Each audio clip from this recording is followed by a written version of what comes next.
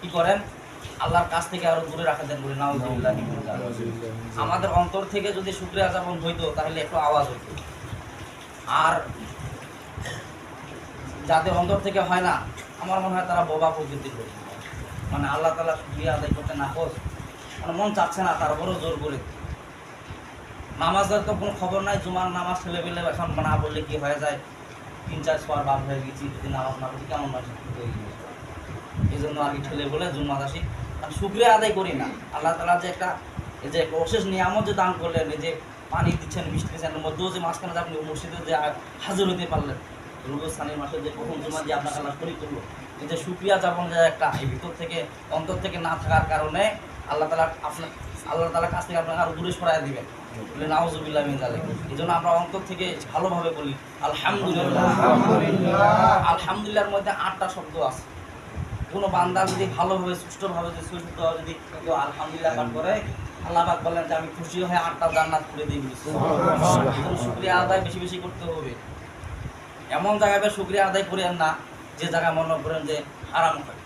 আছে না এমন লোক, পায়খানা খায়, মুরগি ঠুকে ঠুকে পায়খানা খায়, আর খাবো না, বন্ধ করছে। বলছে কেন?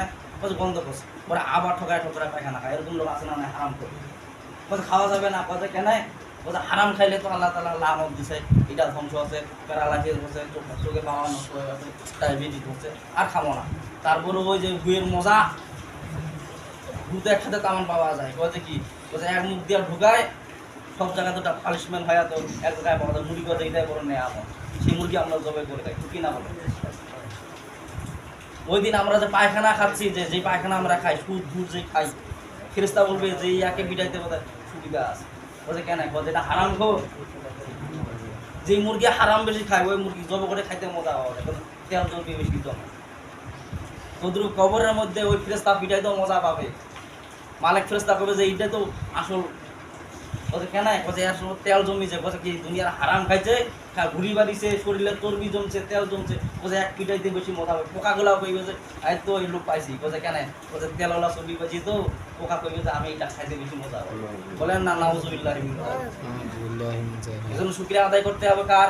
আল্লাহ। সবখানে শুকরিয়া আদায় করতে হবে, খালি মসজিদের ভিতর না, বাহিরেও যেখানে যাবেন সেখানে কার শুকরিয়া আদায় করতে হবে? আল্লাহ তাআলা। যে বান্দা আল্লাহ তাআলা শুকরিয়া আদায় করে, তার নিয়ামত আল্লাহ তাআলা বাড়ায় দেন বলে সুবহানাল্লাহ। আর যে বান্দা বান্দা শুকরিয়া আদায় করে না, তার নিয়ামতকে সিনাই নিয়া ইন্না আযাবিল্লাহ সাথে শক্ত আযাব দ্বারা গ্রেফতার করে নাম।